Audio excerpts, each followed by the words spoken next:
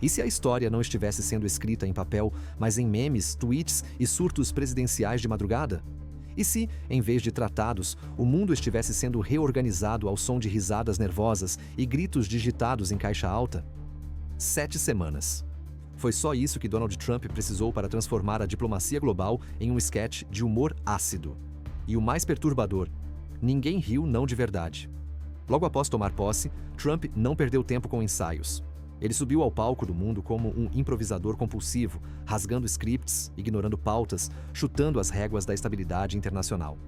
E o primeiro a sentir o peso da nova era foi o vizinho mais educado da América, o Canadá. Imagine um jantar entre amigos em que um deles, subitamente, joga a mesa para o alto, aponta o dedo para o outro e diz: "A partir de agora, vou cobrar 25% de imposto em tudo o que você me trouxer." Isso, em termos políticos, é o que Trump fez ao anunciar sua tarifa sobre o aço canadense. Sem aviso, sem lógica, sem vergonha, só vontade de mostrar quem manda ou quem pensa que manda. Para muitos, essa atitude foi apenas mais um capítulo da série Trump. O presidente que confundiu o Salão Oval com um set de reality show. Mas para o Canadá, foi um tapa diplomático com a luva suada da grosseria. E não demorou para que o mundo percebesse. Esse não seria um governo comum. Seria uma mistura de caos performático, nacionalismo de palco e um ego inflado ao ponto de despressurizar qualquer sala de negociação internacional. Mas voltemos ao momento em que tudo começou a cheirar a pólvora econômica. A famosa Tarifa de Nottingham, como alguns passaram a chamar, surgiu do nada. Um decreto de 25% sobre o aço importado do Canadá. Nenhuma explicação econômica coerente. Nenhum estudo técnico divulgado. Apenas a certeza de que, se parecia bravo e patriótico o suficiente, merecia ser feito. Afinal, o espetáculo precisava de drama, vilões, frases de efeito. E o Canadá, com sua compostura diplomática e boas relações históricas, era o alvo perfeito. Um antagonista gentil, fácil de ser vilificado por um presidente que se alimenta de conflito. "Estamos protegendo os trabalhadores americanos." Swing Trump gritou ao anunciar a medida, com o mesmo fervor com que se defende um posto de gasolina contra um furto imaginário. Mas a verdade é que os trabalhadores que mais sofreriam com essa decisão estavam em pequenas fábricas que dependem do aço canadense para continuar de pé. Como um mágico invertido, Trump prometia proteger o povo enquanto desaparecia com os empregos dele. E se você acha que tudo parou por aí, prepare-se. Porque logo depois, ele começou a destruir outras estruturas com a delicadeza de um rinoceronte em um salão de cristais. O Departamento de Educação foi repensado, ou melhor, jogado na fogueira da ignorância. Especialistas começaram a ser trocados por influenciadores, mérito acadêmico por lealdade política. Quem discordava era chamado de inimigo do povo. E tudo isso em menos de 2 meses. Enquanto isso, a porta-voz da Casa Branca, Karoline Leavitt, entrava em cena com a confiança de quem nunca estudou geopolítica, mas acha que aprendeu tudo vendo Forrest Gump. Foi ela quem declarou que os franceses deviam agradecer aos Estados Unidos por não estarem falando alemão hoje. Uma frase que mistura arrogância histórica com ignorância estratégica. Como se a Segunda Guerra Mundial tivesse sido vencida apenas por um país, ignorando o papel decisivo da resistência francesa, dos soviéticos, dos britânicos. E claro, da complexidade que vai além dos slogans. Mas Karoline não parou por aí. Ela também questionou por que a França ainda mantém a Estátua da Liberdade como presente. Eles deviam nos agradecer todos os dias. Como se a diplomacia fosse uma troca de figurinhas ou uma gincana de aniversário. Na mente da administração Trump, aliados não são parceiros, são devedores eternos de gratidão. E discordar é traição. E aí está a primeira grande rachadura, a substituição da diplomacia pela vaidade. Trump não quer aliados, quer aplausos, não quer acordos, quer rendição. E nessa lógica, o Canadá virou símbolo de tudo que ele despreza. Moderação, civilidade e compromisso com o multilateralismo. Microconflitos pipocam a cada nova fala, a cada tweet presidencial. O que era previsível virou teatro do absurdo. O mapa geopolítico virou um tabuleiro de war, onde as peças se movem ao ritmo das emoções de um homem que confunde força com ofensa, estratégia com impulso. E isso nos leva a uma pergunta inevitável. Será que o mundo aguenta 4 anos de reality show no Salão Oval?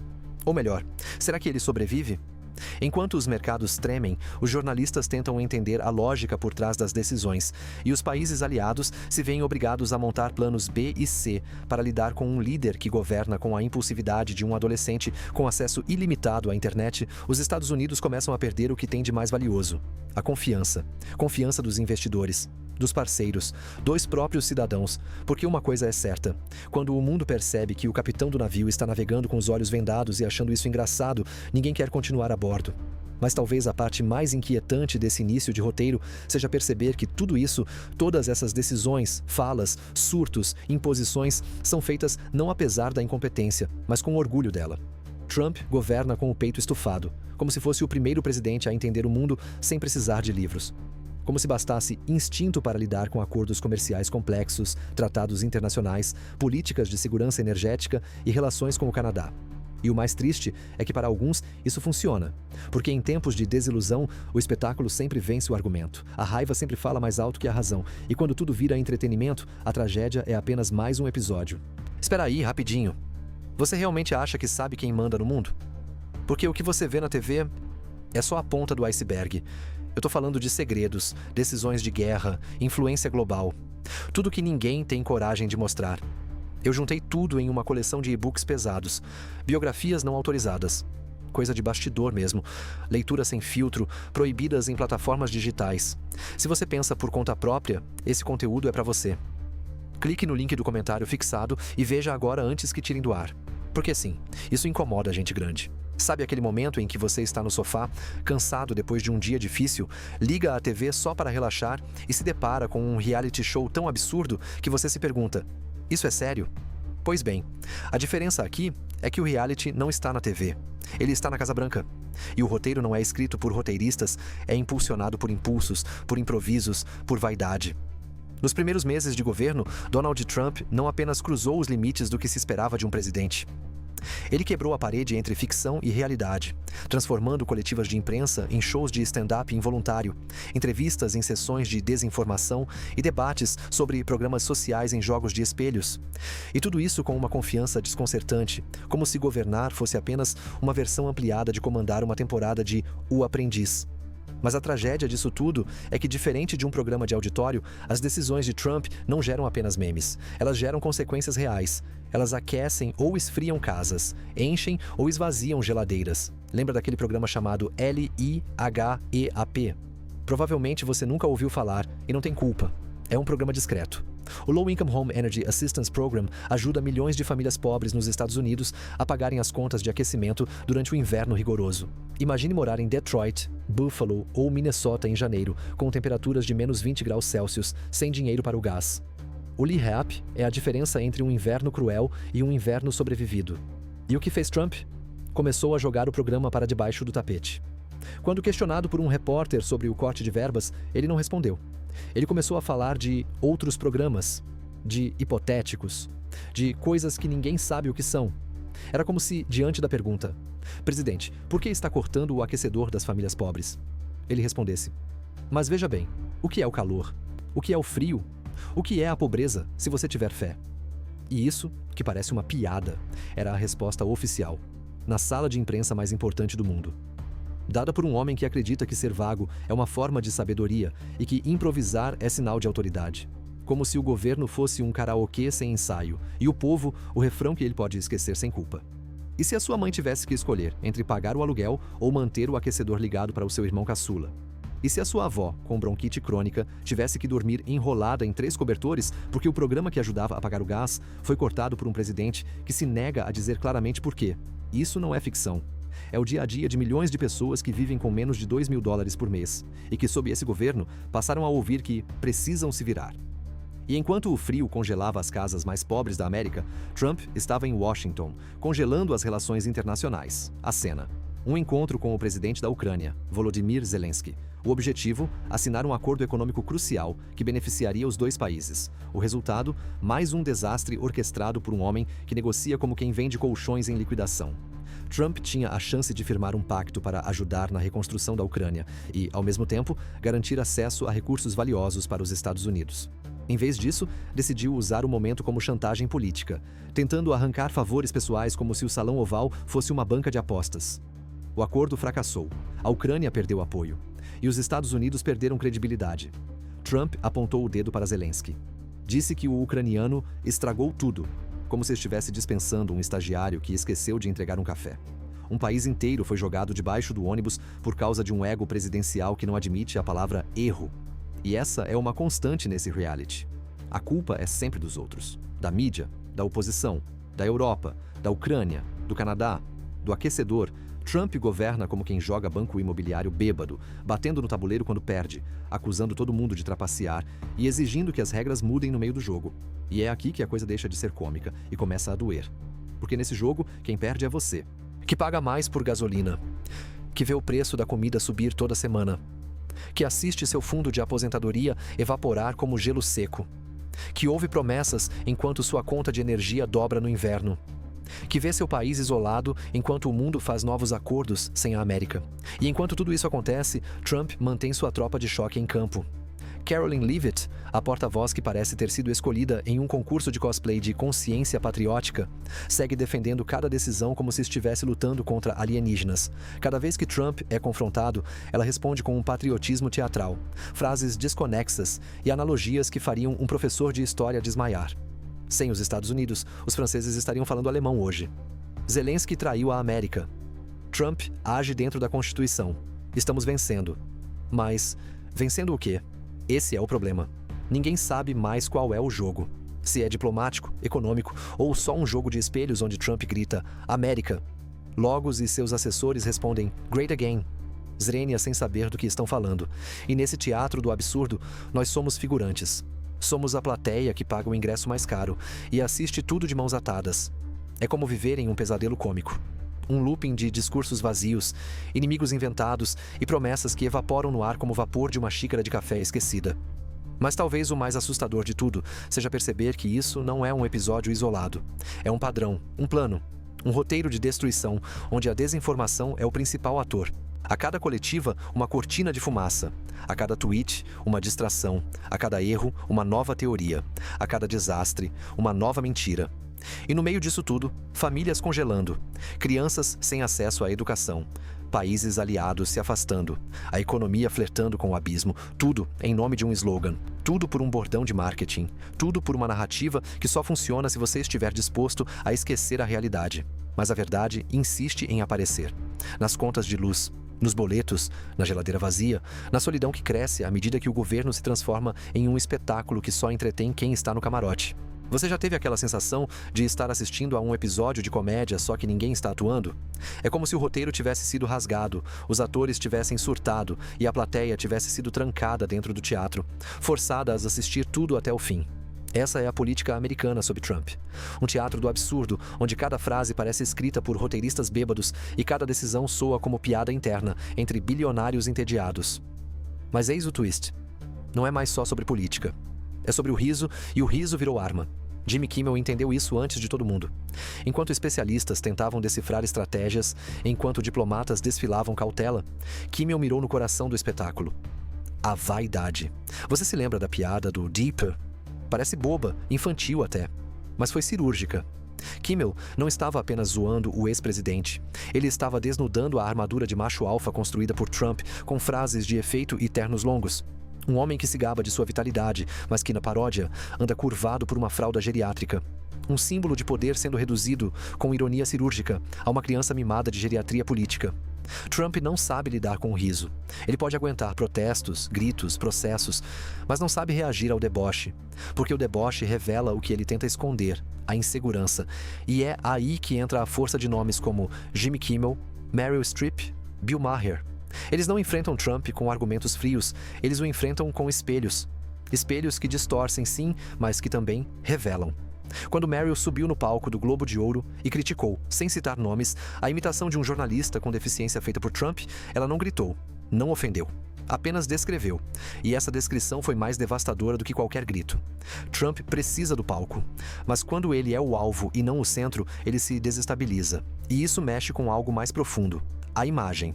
Trump não se vê como político, ele se vê como marca, um logotipo ambulante, um império de imagem sustentado por frases curtas, slogans, títulos dourados e uma certeza: eu sou admirado.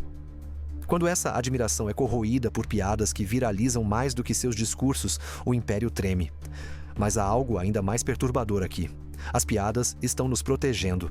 Elas são o único antídoto contra o culto à personalidade.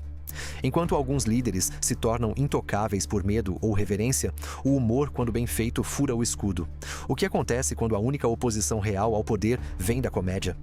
Quando os jornalistas são chamados de inimigos, os juízes de traidores, os aliados de fracos, mas os comediantes, esses, ainda conseguem falar sem serem silenciados. Diz que o riso é a última trincheira, mas também diz que estamos próximos de transformar o humor em resistência e a resistência em meme. Trump começa falando sobre aquecedores, sobre gás, sobre programas que ele mesmo cortou e não sabe o nome. É como se ele estivesse explicando um sistema de aquecimento central imaginário, baseado em feitiçaria e micro-ondas. E depois, Zelensky, Ucrânia, diplomacia. Trump, com todo o seu talento para falhar em negociações, transforma um encontro com o presidente de um país devastado pela guerra em mais um episódio do seu show pessoal. Ele não consegue assinar um acordo, mas consegue, com maestria, culpar o outro lado. Sempre. Se ele falha, é porque o mundo não o entendeu. Se ele perde, é porque os fracos o sabotaram. Se ele mente, é porque a imprensa distorce. Mas a verdade escapa nos detalhes, na fralda imaginada por Kimmel, no olhar de julgamento de Meryl, na piada de Bill Maher sobre dois caras e o Village People, no desconforto que você sente ao perceber que tudo isso é real. Por que tudo isso parece tão engraçado, mas ao mesmo tempo tão trágico? Porque o riso virou um mecanismo de defesa. Rimos para não surtar. Rimos porque, se levássemos tudo a sério, talvez não suportássemos. Mas o perigo é justamente esse. Se tudo vira piada, quem fica encarregado de levar o país a sério? A cada nova fala sem sentido, a cada mentira empacotada como verdade, a cada coletiva caótica, vamos nos anestesiando, perdendo a capacidade de se indignar, nos acostumando com o absurdo. Não é só sobre risadas, é sobre reconhecer que elas estão nos dizendo algo. Algo que não pode ser ignorado. O rei está nu. E o comediante foi o único que teve coragem de dizer. Então, se você chegou até aqui, se essa história está te provocando mais do que gargalhadas, inscreva-se no canal. Curta o vídeo. Compartilhe com alguém que também está cansado de viver num roteiro de comédia que custa caro demais. Esquece a superfície que te mostram em noticiários vazios. Quem manda no mundo de verdade não aparece na TV. Eu juntei os bastidores em e-books que ninguém tem coragem de publicar. Biografias proibidas, verdades nuas. Se você não é manipulado, esse conteúdo é seu. Tá no comentário fixado. Corre antes que censurem o conteúdo. Quando Meryl Streep subiu ao palco do Globo de Ouro em 2017, não houve efeitos especiais, nem luz vermelha piscando, nem banda tocando a marcha triunfal. Mas houve terremoto. Não porque ela gritou, mas justamente porque não precisou gritar. Ela começou suave. Voz baixa. Emoção contida. Mas ao descrever sem citar nomes aquele momento em que o presidente eleito zombou de um jornalista com deficiência, algo mudou. A plateia prendeu a respiração. O mundo também. Foi naquele instante, disse ela, que o instinto de humilhar foi modelado para o público. E ali, no exato momento em que as câmeras focavam nos olhos marejados de Meryl, o império do escárnio tremeu. Donald Trump não estava no palco, mas estava em todas as entrelinhas. E o que ele sentiu não foi só crítica, foi exposição, porque nada fere mais alguém como Trump do que ser desmascarado em rede nacional sem ser nomeado. É como se Meryl tivesse entregado um espelho à América e o reflexo tivesse assustado o próprio reflexo. Por que isso foi tão potente? Porque Meryl Streep não estava sendo política, estava sendo humana. Ela não pediu votos, ela pediu consciência. E isso é tudo o que falta quando o poder se transforma num culto à personalidade. Trump respondeu da única forma que sabe, tweetando. Chamou Meryl de uma das atrizes mais superestimadas de Hollywood. A mulher que foi Margaret Thatcher, Miranda Priestley, Sophie Zawistowski. A atriz, que já ganhou 3 Oscars, foi indicada a 21 e é referência mundial de excelência artística. Mas para Trump, isso não importa. O que importa é que ela ousou questionar. E ninguém pode questionar o rei do espetáculo sem ser punido com caps lock. Mas aqui está a ironia.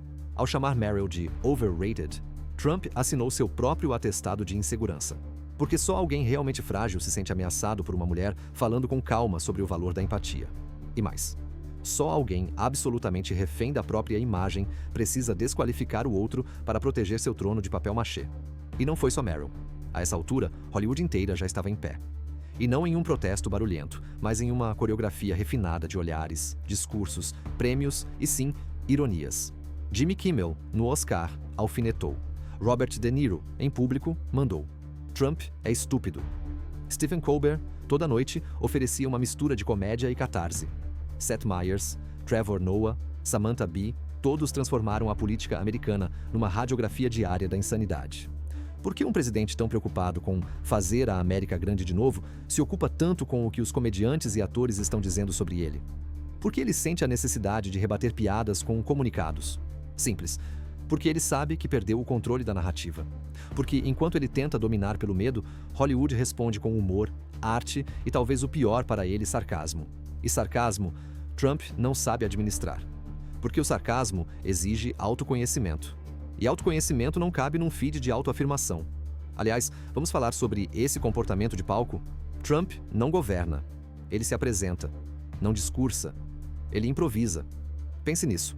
Trump pode ser chamado de incompetente por um analista político e não reagir. É como se ele tivesse mais medo do Oscar do que da ONU. Trump não quer ser presidente. Quer ser protagonista. Quer a câmera virada para si. Quer a luz do refletor. E quando alguém rouba a cena, ele não apenas reage. Ele surta. Mas o que Trump não percebe é que, nessa disputa, ele nunca teve chance. Porque, no mundo das artes, vulnerabilidade é força. Enquanto no mundo dele, vulnerabilidade é fraqueza. E enquanto Meryl Streep conquista corações com um olhar sutil e uma voz firme, Trump bate no peito como um gorila cercado de espelhos, tentando convencer os outros de que ainda é o maior, o mais forte, o mais respeitado. Mas os aplausos diminuem, os risos aumentam, e o palco começa a ruir. Porque, no fim das contas, há algo que nem todo poder, nem toda retórica, nem todos os tweets conseguem apagar: a dignidade de quem não precisa berrar para ser ouvido. Imagine acordar e perceber que o pão que você comprava por $2 agora custa 3, que o leite aumentou 40 centavos, que o tênis novo do seu filho agora custa mais do que o aluguel da sua adolescência. Agora imagine que isso não aconteceu por causa de uma crise global, uma pandemia ou uma guerra, mas por causa de um jogo de azar diplomático chamado tarifa. Um jogo que Donald Trump transformou em política pública. Trump não apenas impôs tarifas, ele espalhou tarifas como um vírus. Começou com o Canadá, aquele vizinho polido, educado, que sempre trazia torta nas reuniões de família. Mas de repente, Trump decidiu que a torta estava envenenada. 25% no aço, 10% no alumínio. Sem estudo, sem conversa, sem lógica econômica. Apenas intuição presidencial, que é uma forma educada de dizer "eu acordei com vontade". E aí veio a retaliação. Porque, diferente do que Trump parece acreditar, os outros países não são figurantes do seu show. E quando você impõe tarifas, você convida o mundo para uma briga que ele talvez não queira, mas que sabe muito bem como enfrentar. O Canadá respondeu rápido: tarifas sobre ketchup, papel higiênico, aço laminado, café, bicicletas e até xarope de bordo, o ouro nacional canadense. Não era apenas uma lista de produtos, era um recado. Nós sabemos onde dói. Do norte de Nova York ao coração de Michigan, os pequenos negócios começaram a sentir o impacto. O gerente de uma siderúrgica em Illinois disse: essas tarifas vão matar meus contratos. E não é o Canadá que vai sofrer, sou eu. Já em Ohio, agricultores começaram a perder contratos de exportação de soja. A China, por exemplo, suspendeu acordos e passou a comprar da Argentina e do Brasil. Resultado? Um relatório do Department of Agriculture mostrou que, em apenas 10 meses, os fazendeiros americanos perderam $11 bilhões em vendas externas. Isso é mais do que o PIB anual de alguns países da África. É como jogar um bumerangue tarifário e descobrir que ele volta como um tijolo na testa. A Europa entrou no jogo. O México entrou no jogo. O Japão respondeu. A Coreia do Sul também.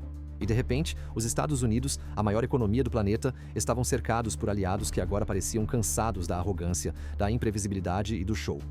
Não era mais só sobre comércio. Era sobre confiança.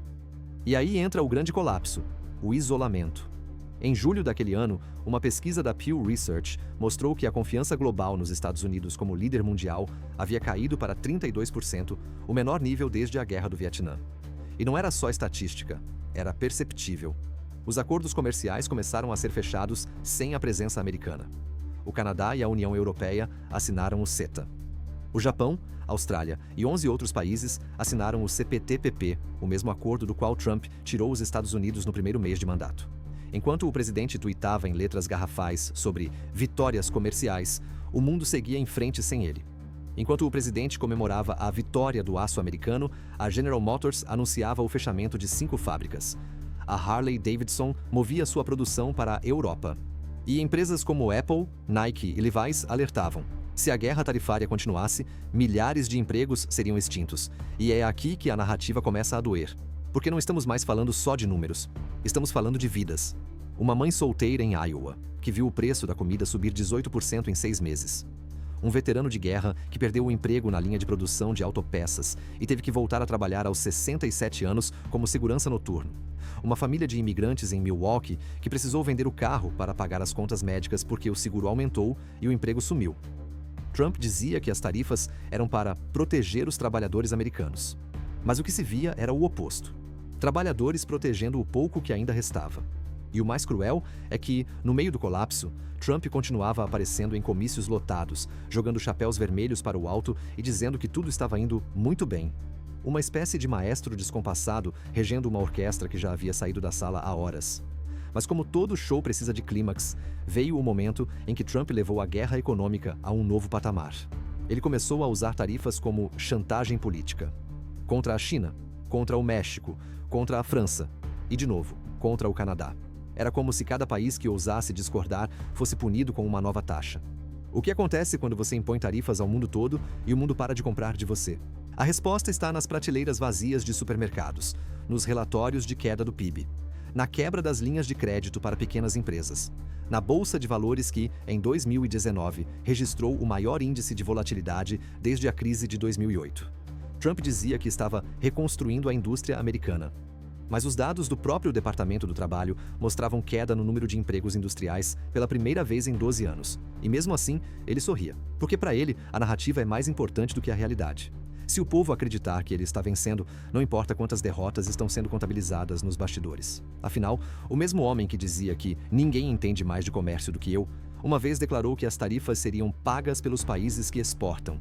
Mas na prática, quem pagava era o consumidor americano. No fim, Trump transformou a economia dos Estados Unidos num ringue de luta livre. Mas esqueceu que, nesse tipo de espetáculo, quem mais apanha é quem está fora do palco. E se, em nome da liberdade, você destruísse todas as pontes que te ligam ao resto do mundo? Essa é a pergunta que ecoou na manhã em que Donald Trump declarou, em letras maiúsculas, que aquele dia era o Liberation Day dos Estados Unidos. Mas libertação de quê, exatamente? Da responsabilidade? Da diplomacia? Do bom senso? Naquele instante, o que deveria ser um gesto simbólico virou uma sirene estridente no sistema internacional. Trump não apenas digitou Dia da Liberdade. Ele anexou vídeos de apoiadores gritando, marchando com bandeiras, exaltando a nova era de tarifas como se fossem hinos de independência. Mas havia algo estranho. Hoje é o dia em que a América se liberta das amarras do comércio injusto, disse ele. Só que, enquanto Trump levantava a bandeira da liberdade econômica, o mundo inteiro levantava outra, a da retaliação. A primeira bomba retórica caiu do norte. O Canadá, ex-melhor amigo de Washington, respondeu como um ex-amante que conhece todos os pontos fracos: boicote. Produtos americanos começaram a sumir das prateleiras de Quebec a Vancouver. Queijos, jeans, bourbon, tudo substituído por versões locais ou europeias. Turistas americanos começaram a ser evitados. As reservas em hotéis diminuíram. Mas não era só a população que se revoltava, era o governo. O primeiro-ministro Mark Carney apareceu diante das câmeras com um tom frio e matemático. Nós venceremos essa guerra comercial, assim como vencemos no hóquei, assim como vencemos na diplomacia. E nesse momento, o jogo virou de verdade. Porque se antes Trump acreditava que poderia enfrentar um país por vez, agora ele descobria que os países estavam conversando entre si.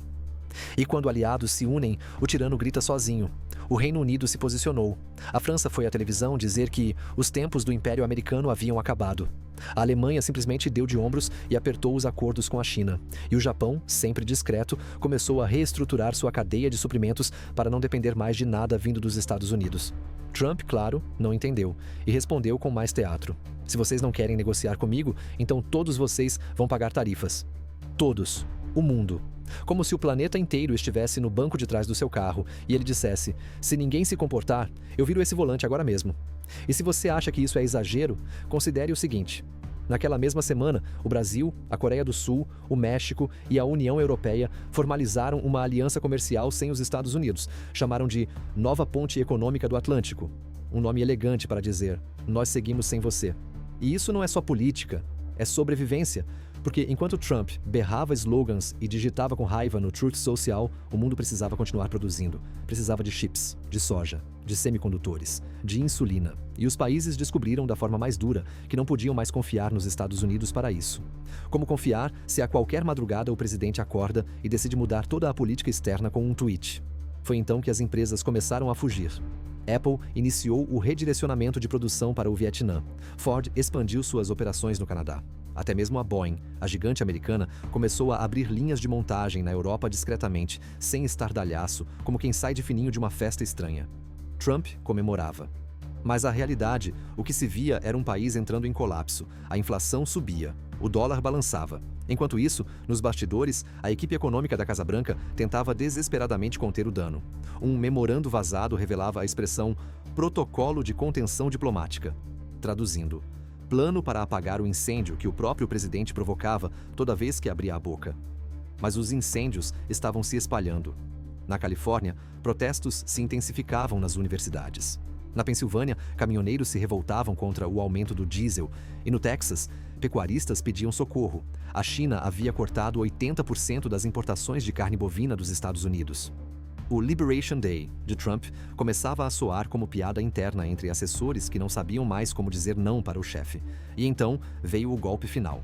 Uma coalizão formada por Canadá, Alemanha, Japão e Austrália anunciou em uma conferência histórica que passaria a desdolarizar parte de suas transações comerciais, reduzir o uso do dólar, desacelerar a dependência da moeda americana e, de certa forma, iniciar o que muitos analistas passaram a chamar de a lenta queda do império.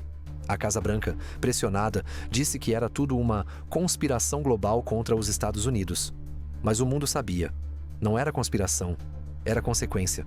E se o maior inimigo de um império não for uma guerra, uma crise ou um escândalo, mas o próprio imperador? Nos últimos anos, o mundo assistiu a uma história que beirou a ficção.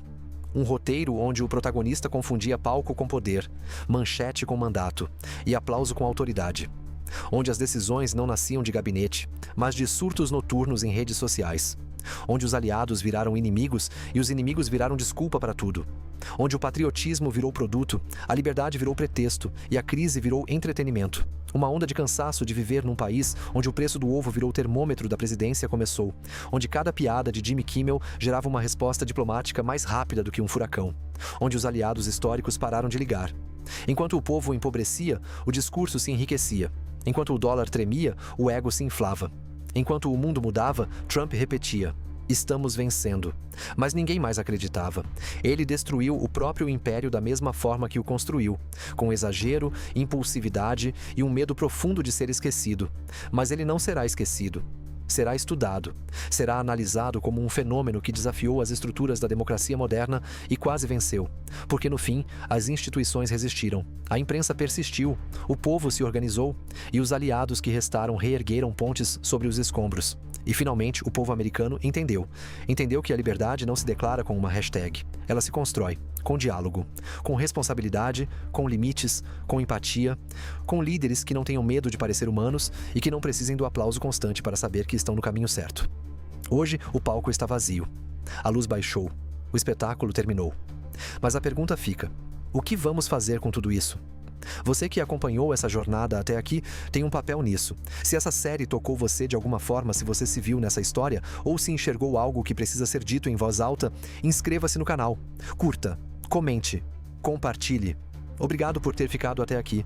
Obrigado por ter pensado junto. Até o próximo vídeo. Agora que esse documentário chegou ao fim, isso é para você. Segura aí, só um segundo. Você deve conferir o que preparamos em primeira mão para você. Eu tô falando de decisões escondidas, guerras silenciosas, acordos que moldam o planeta e que ninguém ousa revelar. Eu reuni tudo numa coleção de e-books intensos. Biografias proibidas, histórias que não passam nem perto das plataformas comuns. Bastidores reais, leitura crua, sem cortes. Se você questiona, se você não segue a manada, esse material foi feito para você. Corre no link do comentário fixado. Vê agora, antes que sumam com isso do mapa. Porque sim, isso mexe com gente poderosa.